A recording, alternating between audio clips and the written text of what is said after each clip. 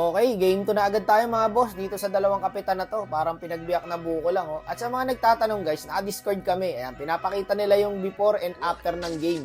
Para ma-avoid natin guys yung reason. So ito na yung drop nila guys, naka-A si Clip at naka-back siya naman dito si Jer. Sa mga hindi po nakapanood ng game 1, panoorin nyo na lang po sa POV ko o kaya sa POV ni Kapitan Jer. Nanalo po sila Kapitan Jer sa game 1. So eto, simulan na natin yung game 2. BO3 lang to guys ha. Pag nanalo sila Kapitan Jer dito, champion na. At sila na po ang mag-uwi ng 10,000. Parang ganito yung game 1, no? Hinaharas-haras lang ng ROM ni Kapitan Jer yung jungle ni Kapitan Clip. Yan yung dalawang makulit sa game 1, guys. Ganyan na ganyan din yung nangyari nung game 1. Hindi nila pinapaminions yung mid ni Kapitan Clip. Naku, mukhang may first blood yata, boss. Ayun na nga. At ang first blood natin ay mapupunta kay Kapitan Jer at tumitipi pa. Tumatawa pa nga yun sa Discord, no? Hindi ko na nga sana papakita kaso ang sarap ng tawa niya eh. Sa bilang banda naman hindi nakaka-minions. Etong big sana, no? Kitang-kita nyo naman guys, hindi makalapit sa minion waves. Grabe mangharas pre, itong dalawa na to. Ang lakas pa mang asar. Tamo, tumitipi-tipi pa oh. At dahil sa first blood na yon, mukhang nakalamang sa level itong Claude. Ayan, gap level ng isa, si Kapitan Clip. Oh, may nangyari dito hindi maganda mga bossing. Mukhang mabibigyan dito ang Mino. Palagay ko pinilit nila yung wave, kaya nabigyan yung Mino. Wala kailangan pumera ng Vexana guys. Sarap ng buhay ni Kapitan Jer, pre. Tamang objectives lang. At dito, sila Kapitan Clip may binabalak. Ayun, binigyan yung Claude mga boss. At agad naman papalo up ang team ni Kapitan Jer. Wala sinasayang na oras, no? Yung team ni Kapitan Jer, boss. Talagang follow up kung follow up. Kaka-turtle na niyan guys, ha. Nandiyan na kaagad sa top. At mukhang wala nangyari doon, mga bossing. Dito, binabakuran pa rin nila guys. Mukhang may 1v1 na magaganap. Uy, debated lang pala yun, boss. Nasayang yung ulti ni Clip doon, pero maganda naman nangyari sa bot lane at napitas nila ang lapo. Ito, mukhang may binabalak sila Jer dito, pare. Feeling ko nga dito talaga ang pupuruan lang nila si Kapitan Clip eh. Napipredict ko lang sa pinag-uusapan nila sa on mic Gusto yata nila sigurong tansuin dito si Clip guys. Dito sa game to na to. Kaya kung mapapansin nyo yung dalaw, kita nyo, nakatambay lang kay Clip. Ayun tignan nyo naman yung pagkaka-shutdown kay Clip doon, boss. Paano naman mabubuhay yun? So, mukhang challenging to para kay Kapitan Clip, boss. Kasi na-zero to na agad siya, early pa lang. At sa kabilang banda, nakakalibre ng objectives tong si Kapitan Jer. Tamo pare, tignan mo ginagawa. Puro top lang. No, tas hanapin lang ng Marcel si Clip. Pop na yung ulti ng Mino, guys. Papasukin na nila to. Sinolo kill pare ng lapo yung Masha. At dito, may nagka-clash din pala, Dito na lang tayo sa top, guys.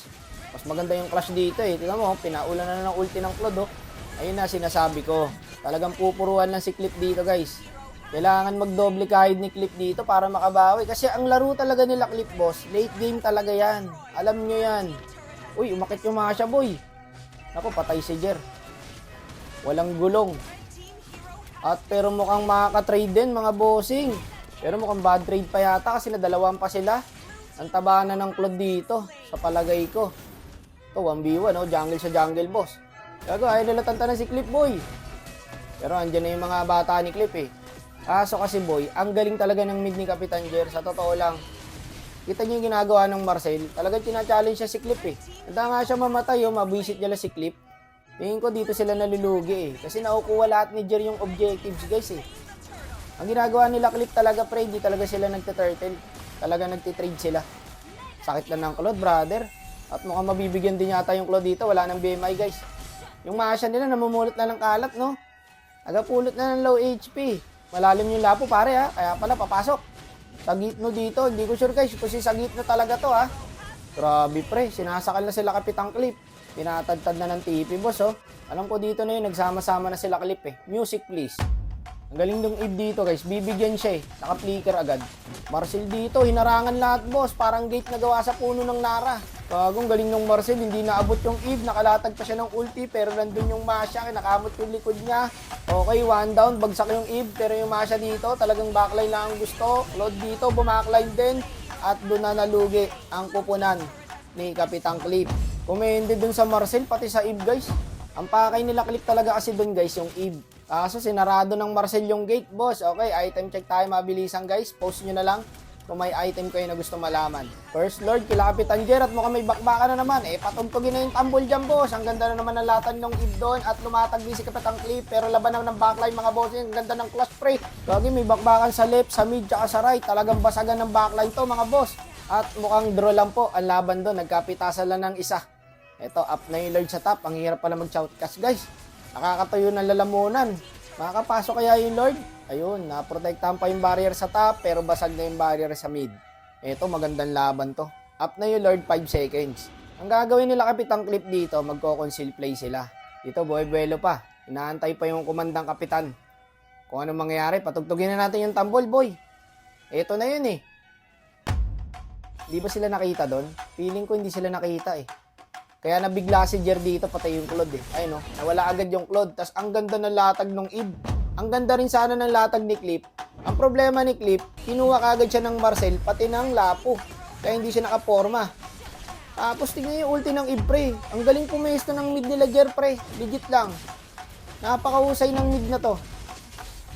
Kaya dito, naka-triple kill yung Eve. Ang lupit nun, par. Dahil doon sa Eve na yun, nanalo sila sa clash. Isipin nyo guys ha, wala na yung Claude.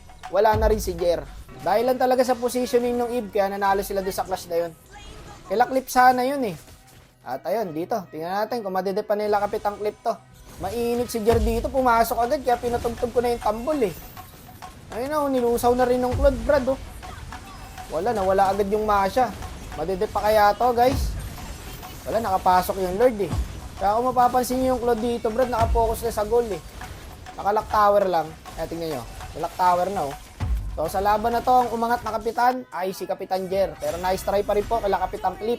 Congrats sa Kapitan Jer Esports and good run pa rin sa Kapitan Clip Esports. Eto, abangan nyo rin to, 1v1 nila boss. Ang kulit nga na nangyari dito guys eh. Nagkataon lang na parehas Brody yung pick nila. BO1 lang to guys ha. At kung sino manalo dito ay mag-uwi ng 5,000 galing kay Pabida. Sino kaya ang matibay sa 1v1?